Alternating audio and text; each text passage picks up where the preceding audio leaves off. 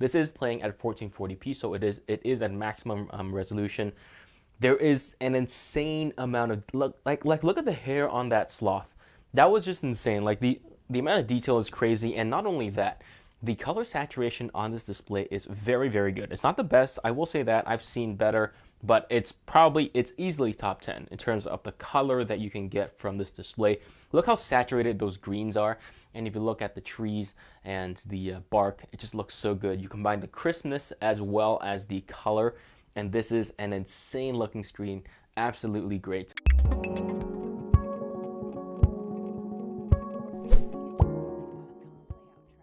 Alright, so let's unbox the Chuwi Hi9 Air.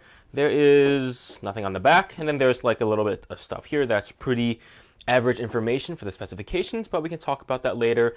But first, let's open up the box. And the Chuwi box again comes in the usual recycled cardboard look.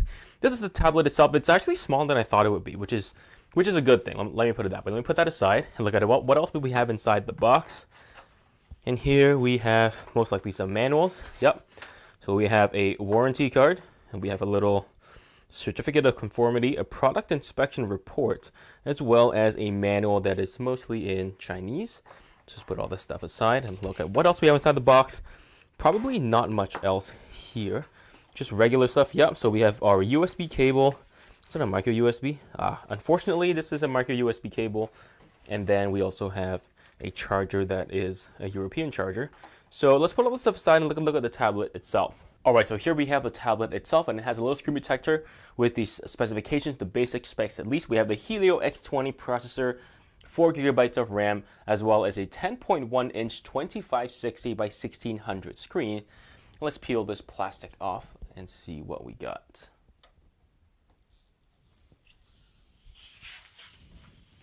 Okay, that is a very well applied screen protector. I don't see any bubbles, which is good.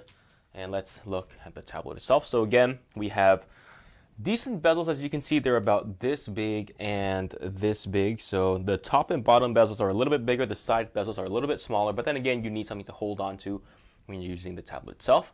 Flipping it around, and here we have a very nice black color tablet. This metal or plastic, I can't tell because it's either really thin metal or it's really good plastic. I'm pretty sure this is a metal tablet. I will confirm that. Metal tablet, and then here, yeah, there's this plastic here. And then here we also have the camera and the flash, and they kind of stick out a little bit from the tablet itself. So when you put it down on the ground, do be a little bit careful. That being said, the edge of the tablet here does curve kind of like this way. So then this is flush with the back of the tablet, but then it starts getting higher and higher as the tablet curves down, and this stays straight. And on the back here, we have the Chuwi, and then we have the Hi9 logo. And let's look at the buttons and the ports that we have on the tablets. All right, so here we have the power and the volume buttons. And then up top here, it is a little bit hard to see because it is a black tablet. We actually have stereo speakers on the top part of the tablet right here and right there. And then in the middle, we have the ports, which, well, you can't really call these a lot of ports. You have your 3.5mm headphone jack, and then you have a micro USB port. And then that's pretty much it. That's all the connectivity you have on the tablet. I don't see any SIM slots. I will continue looking for a SIM slot. I don't see anything. And on the bottom here, there is no connector for like a magnetic keyboard either. So yeah, so this is a very sparsely populated port selection on the Chuwi Hi9. But let's look at the tablet itself and see what we got. All right, so I knew something was off when I couldn't find the SIM slot or the SD card slot, and you can actually take this cover off, and that reveals your 2 SIM slots as well as your SD card slot, which you can use for the tablet itself. So that's very nice, and let's look at the actual tablet itself. Let's turn it on and see what we got. All right, so that took longer than expected. I had some problems signing in, so that was a little bit annoying, but now the sign in works and the tablet works. I'm just going to turn the brightness up, and then we can play around with the tablet a little bit. It's stock Android, and you know what I like the best about this? The stock launcher on this includes the 2 major features I want. Number 1, swipe left for Google Now. That works. And also swipe up for the app drawer. That works too. So that's very, very good. However, I will say that as you probably noticed when I was swiping, it's not that fast, right? There is like a little bit of lag. So that's like, you can definitely feel that. It's less apparent on screen than it is in person. So if you use it, you will feel more lag than you will if you're just watching this video. It's not too bad, but then again, it is a 2560 by 1440 tablet that's not made by Google. So, whoops. So optimization is obviously not going to be as good here. So we'll talk about the software more in the full review, but for now, let's look at the display on this thing, and man, it is pretty good.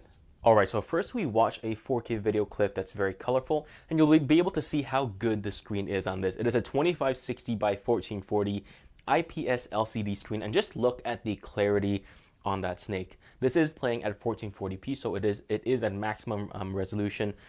There is an insane amount of look at the hair on that sloth.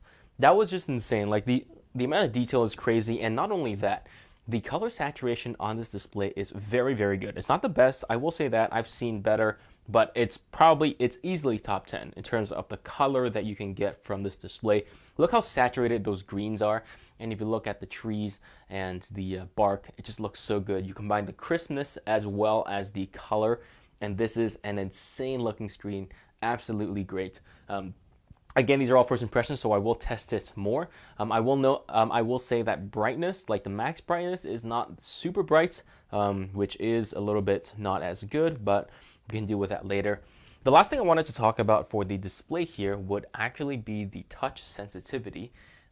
It's pretty good, but it's not great. So if I touch it regularly, it's fine. You can even touch it lightly and it'll register. But if you try and type too fast, like with two fingers, it actually won't register your fingers if you type too fast. So if you're a fast typer on like a tablet touch screen, then you actually have to slow down to let the touch screen keep up, which is not very good, which means that they used a slightly undersized touch digitizer or touch module in this tablet. So that is one downside that I do see with this tablet for now. So now that we've talked about the display and some aspects of the display, let's talk about the audio.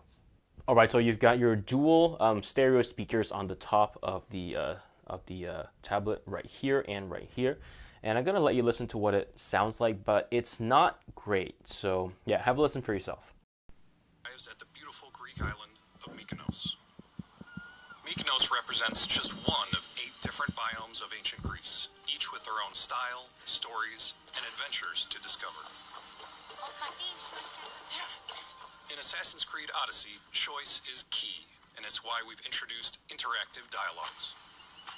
Ah, Mykonos Island, built from the corpses of giants slain by the legendary Iraklis.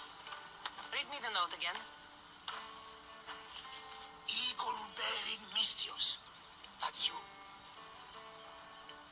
We are a small but fierce group of rebels who pay you handsomely to help us overthrow our Athenian oppressors.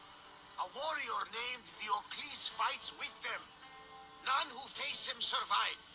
Please, Mystios, our people are dying. Signed, Kira. Alright, so let's conclude this quick unboxing and overview of the Chuwi Hi9 Air.